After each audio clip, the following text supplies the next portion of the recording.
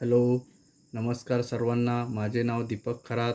आज मी स्पर्धा परीक्षा प्रिपेअर करणाऱ्या विद्यार्थ्यासाठी गणित या विषयाचे बेसिक मॅथमॅटिक या सब्जेक्टचे लेक्चर घेऊन येत आहोत. Lecture number 18. या लेक्चरमध्ये आपण कोणते चॅप्टर चालू केलेले तर surds and indices, that is घातांक आणि घातांकाचे नियम. आता याचं यूज कुठे आहे, इम्पॉर्टन्स कुठे आहे, तर तुम्ही स्पर्धा परीक्षा देत असेल तर banking exam, staff selection, police भरती, आर्मी एक्झाम.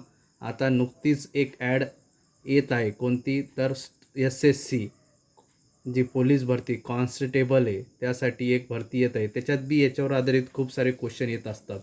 तर आज मी तुम्हाला काही बेसिक म्हणजे तुम्हाला ज्याचे घात आहे काही नंबरचे ते तुमचे काय पाहिजेत, पाठ पाहिजेत. तर काय आहे, 2चा घातांक जर 1 असेल, 2चा घातांक 1 असेल तर आन्सर काय येत असतं, 2च येत असते.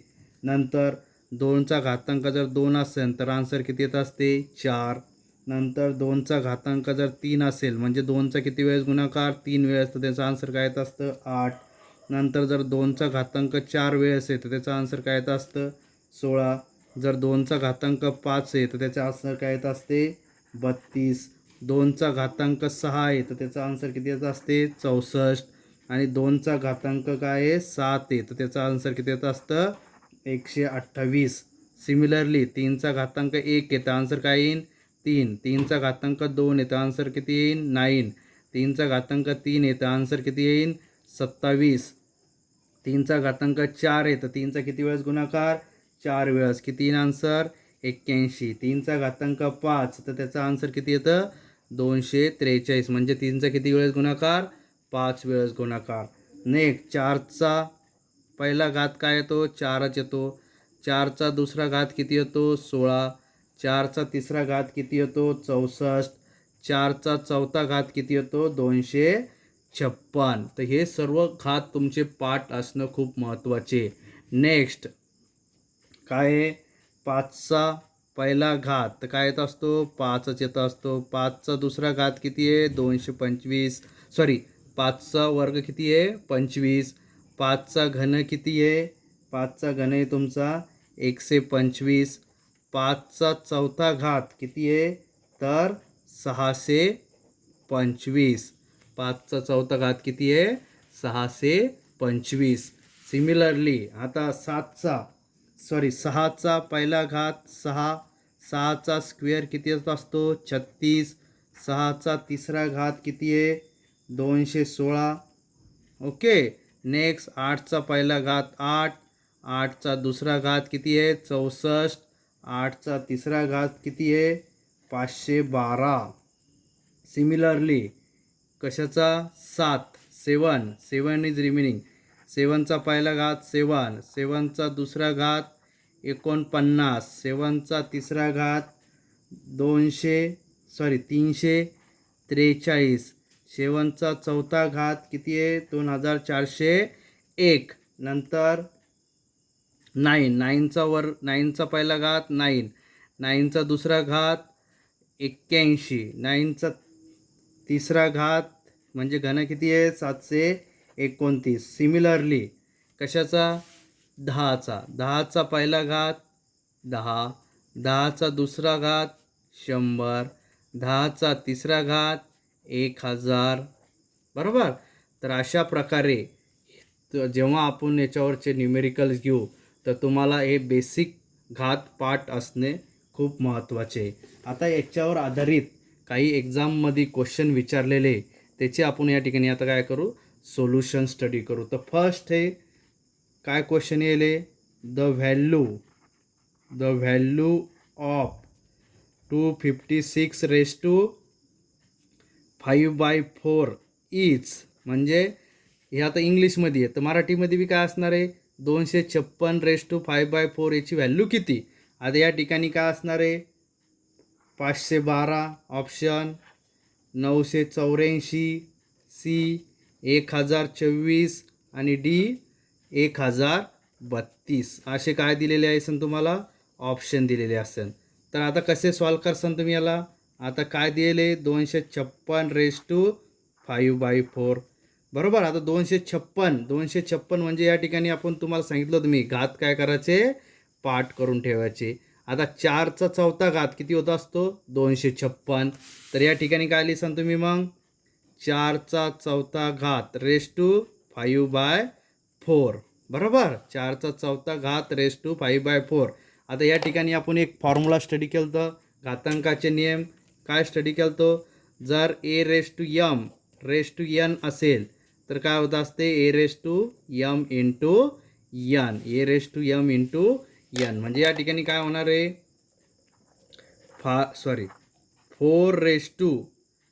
4 इंटू 5/4. आता या ठिकाणी काय होईल, 4 कॅन्सल. म्हणजे 4चा कितवा घात आहे, 5वा घात. आता 4चा 5वा घात किती आहे, आता 4चा कितवा घात म्हणजे 4चा किती वेळेस गुणाकार, 5 वेळेस. आता 4चा चौथा घात आपल्याला माहिती आहे किती आहे, 256 गुणिला 4. किती वेळेस मल्टिप्लिकेशन 4चे, 5 वेळेस. तर याचं जेव्हा तुम्ही मल्टिप्लिकेशन करसाल तर याचा आन्सर येतो तुमचं 1024. म्हणजे ऑप्शन नंबर किती आहे, सी इज करेक्ट. अशा प्रकारे तुम्हाला काय होईल, कशावर, घातांकावर आधारित, that is a law of इंडायसेसवर आधारित काय येत असते, क्वेश्चन येत असते. बरोबर. तर ते कसे सॉल्व करायचे हे तुम्हाला मी आता या ठिकाणी एक्सप्लेन करत आहोत. आता नेक्स्ट क्वेश्चन आहे काय, एक क्वेश्चन आहे काय, 32/243 रेस टू -4/5. काय क्वेश्चन आहे, 32/243 रेस टू -4/5. आता याचे आन्सर काढा.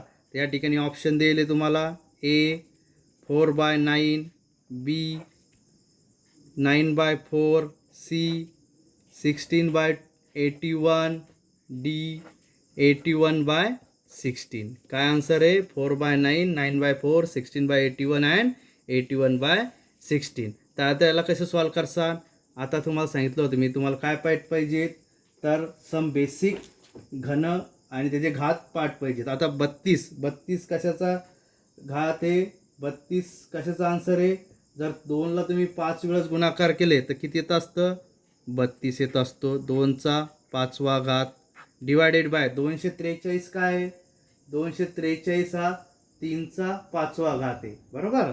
243 हा 3चा कितवा घात आहे, 5वा.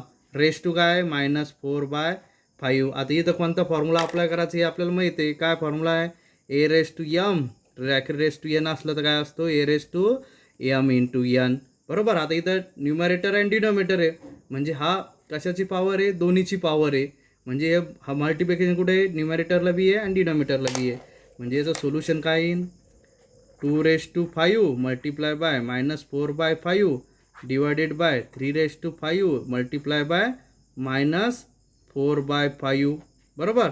आता इथं 5 काय होणार आहे, कॅन्सल. इथं बी 5 काय होणार आहे, कॅन्सल. आता या ठिकाणी 2चा कितवा घात येणार आहे, -4. या ठिकाणी 3चा कितवा घात येणार आहे, -4. बरोबर. आता याची घात काय, मायनस आहे. जर याला पॉझिटिव्ह करायचं तर 3 काय जाईल, न्यूमरेटरला जाईन आणि 2 कुठं जाईन, डिनॉमिनेटरला. तर 3⁴/2⁴. आता 3⁴ घात किती आहे, 3⁴ इज इक्वल टू किती येत असते, 3चा चौथा घात 81 आणि 2चा चौथा घात किती आहे, 2चा 4 वेळेस गुणाकार म्हणजे किती येत असतं, 60. तर म्हणजे या क्वेश्चनचा आन्सर काय झाला तुमचा या ठिकाणी, 81 डिवायडेड बाय 16. 3चा 4 वेळेस गुणाकार किती येतं आन्सर, 81 आणि 2चा 4 वेळेस गुणाकार किती येतं आन्सर, 16. म्हणजे तुमचं आन्सर काय झालं, तिसऱ्या आन्सर काय झालं, डी 81/16. बरोबर. आलं समजलं. तर अशा प्रकारे तुम्हाला एक्झाममध्ये क्वेश्चन येत असते आणि या प्रकारे तुम्ही ही टेक्निक वापरून काय करू शकता, त्याला सॉल्व करू शकतात. बरोबर. आता याच्या पुढचं एक्झाम्पल तुम्हाला मी असं सिमिलर टाईपचे एक्झाममध्ये येईल आहे, त्याच्यावर तुम्हाला एक क्वेश्चन सॉल्व करून दाखवतो. अगेन काय क्वेश्चन आहे, तर क्वेश्चन आहे तुमचा -1/216 रेस टू -2/3. काय क्वेश्चन, -1/216 रेस टू -2/3.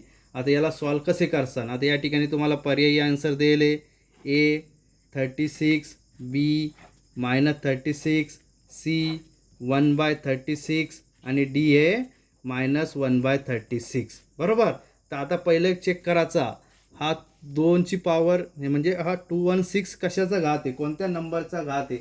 तर 216 हा कशाचा घात आहे तुम्हाला मी चेक करायला सांगितलं होतं. काय आपण जे तुम्हाला लिहून दिले मी ते काय मग 2चा घात या कोणाच्या संख्येचा घात आहे, हा 6चा तिसरा घात आहे म्हणजे 6चा क्यूब आहे. किती आहे 216. बरोबर. तर म्हणजे काय लिहिसान तुम्ही -1/6चा तिसरा घात डिवायडेड बाय -2/3. आता याच्यावर कोणता फॉर्म्युला अप्लाय करायचा. घातांकाचा नियम आपल्याला माहिती आहे a⁻m = a⁻n पण याची साईन काय आहे मायनस आहे. बरोबर. तर minus sign as it is 1/6³ into -2/3. बरोबर. तर 3 काय होणार या ठिकाणी कॅन्सल. रिमेनिंग काय आहे 1/6⁻². आता इथं मायनस आहे तर जेव्हा अंशाला जाईन तेव्हा काय होईल तो 6⁻².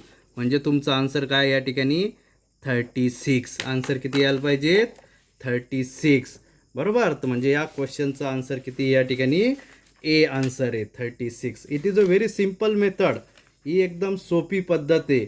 जर तुम्ही माझे पहिले लेक्चर 2 अटेंड केले असेल तर तुम्हाला याच्यावरचे म्हणजे जे घातांकावरचे एक्झाम्पल येते त्याच्यात तुम्हाला हमखास मार्क मिळणार. बरोबर. एक बी मार्क तुमचा त्या ठिकाणी काय होणार नाही कट होणार नाही. ओके. तर हे झालं तुमचं 4th आन्सर. आता याच्यावरच आधारित मी तुम्हाला एक नेक्स्ट एक्झाम्पल सॉल्व करून देतो. ते एक्झाम्पल आहे ब्रॅकेट 10⁻150 डिवायडेड बाय 10⁻146. बरोबर. Bracket close. याचा आन्सर सांगा.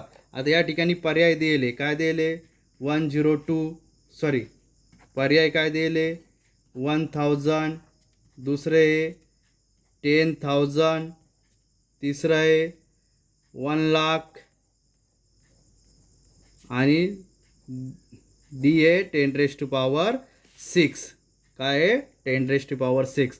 आता हा एक्झाम बँक PO मध्ये विचारलेला गेलेला आहे. बँक PO जे एक्झाम असते त्याच्यासाठी. तर याला कसं सॉल्व करसान तुम्ही. आता ह्या ठिकाणी काय डिवाइड आहे म्हणजे काय असणार आहे 10⁻150 डिवायडेड बाय 10⁻146. आता या ठिकाणी कोणता फॉर्म्युला अप्लाय करायचा आपण ऑलरेडी या ठिकाणी स्टडी केलेलं आहे. काय a⁻m आणि a⁻n असेल तर काय होत असते a⁻m-n होत असते. बरोबर. तर या ठिकाणी आता बेस पण कंडिशन काय आहे बेस सेम पाहिजेत. तर या ठिकाणी बेस सेम आहे का आहे बेस सेम म्हणजे काय होणार आहे 10⁻150 -146. बरोबर. 150 मधून 146 गेले तर काय होते 10⁻4 उरते.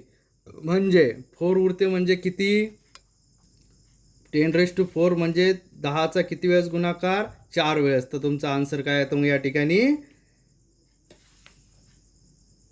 10,000.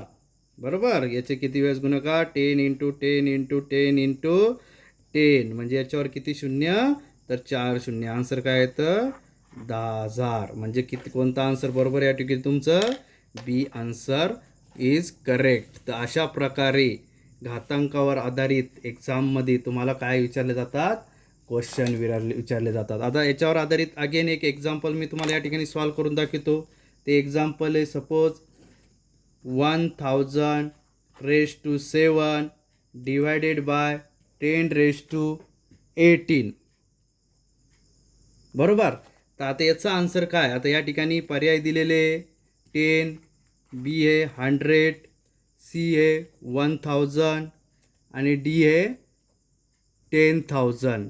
हा बी एक्झाम बँक PO साठी विचारले गेलेला आहे हा बी क्वेश्चन. तर याला कसं सॉल्व करसान सेम कसं रिप्रेझेंट करायचं 1000⁻7 डिवायडेड बाय 10⁻18. आता याला तुम्ही हा फॉर्म्युला अप्लाय करू शकता का कोणता a⁻m divided by a⁻n a⁻m-n. तर सध्या नाही अप्लाय करू शकता. का बरं कारण याचा बेस सेम आहे का नाही. आता याच्यावर किती शून्य आहे 10वर किती शून्य, 1 वर 3 शून्य. तर काय करायची, याची पॉवर कितीनं वाढवायची. आता याच्यात काय मिस्टेक होऊ शकतं, तर याच्यावर कसं बेस कसं समान करायचं, तर काय करायचं, इथं किती शून्य आहे, 3 शून्य. तर काय करायचं, ब्रॅकेटवर 10वर टेनची पॉवर काय घ्यायची, 3 रेस टू किती 7 डिवायडेड बाय 10 रेस टू काय 18 आहे. आता अशा फॉर्ममध्ये असलं तर आपण काय फॉर्म्युला अप्लाय करतो, A raise to M into N असलं तर A raise to M into N apply करतो, बरोबर. तर या ठिकाणी काय करसान मग तुम्ही, 10 raise to 3 into 7 divided by 10 raise to 18 म्हणजे 3 इंटू 7 काय होणार आहे, 10 raise to 21 21 divided by 10 raise to 18. तर आता याला कसं सॉल्व करणार मग, 10 रेस टू 21 मायनस 18 म्हणजे 10 रेस टू पॉवर किती येणार आहे, 3. किती येणार आहे, 3. म्हणजे याचा आन्सर काय येणार आहे, 1000. म्हणजे तुमचा आमचा आन्सर याच्या ठिकाणी बरोबर आहे. तर या ठिकाणी सी आन्सर तुमचं काय आहे, बरोबर आहे. तर अशा प्रकारे तुम्ही काय करू शकता, घातांकावर आधारित काय करू शकता, क्वेश्चन सॉल्व करू शकतात. तर याच्यावर आधारित जे रिमेनिंग टाईप आहे ते मी तुम्हाला पुढच्या लेक्चरमध्ये घेऊन येत आहोत.